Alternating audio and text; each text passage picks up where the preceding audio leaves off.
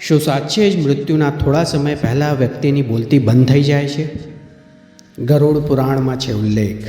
ગરુડ પુરાણ અનુસાર જ્યારે કોઈ વ્યક્તિનું મૃત્યુ નજીક આવે છે ત્યારે વ્યક્તિ થોડીવાર પહેલાં બોલવાનું બંધ કરી દે છે. પરંતુ શું તમે જાણો છો કે આવું કેમ થાય છે? જો નહીં તો ચાલો જાણીએ. મૃત્યુ એક અટલ સત્ય છે. આ કોઈ પણ ટાળી નથી શકતું.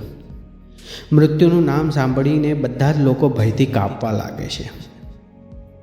જો તમને કોઈ પણ પૂછી લે કે તમને કઈ વસ્તુથી સૌથી વધારે ડર લાગે છે, તો સૌથી વધુ જવાબ હશે મૃત્યુ.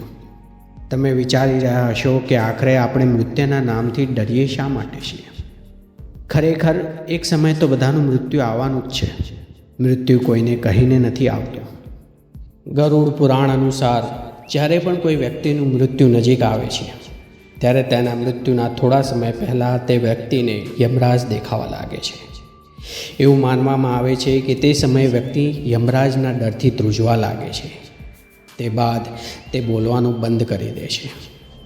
તે વ્યક્તિ યમરાજને જોઈને આશ્ચર્યચકિત થઈ જાય છે કે યમરાજ તેને લેવા આવ્યા છે. બીજી માન્યતા એવી છે કે જ્યારે પણ કોઈ વ્યક્તિનું મૃત્યુ નજીક આવે છે ત્યારે યમરાજના બે દૂત મરનાર વ્યક્તિ સામે ઊભા હોય છે, જેને જોઈને વ્યક્તિ ગભરાઈ જાય છે અને ઈચ્છવા છતાં પણ મોં ખોલી શકતો નથી.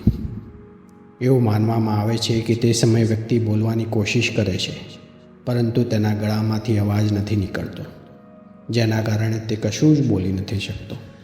ગરુડ પુરાણ અનુસાર જ્યારે કોઈ વ્યક્તિનું મૃત્યુ નજીક આવે ત્યારે યમદૂત તેના પર યમપાશ ફેંકીને તેનું જીવન ખેંચવા લાગે છે.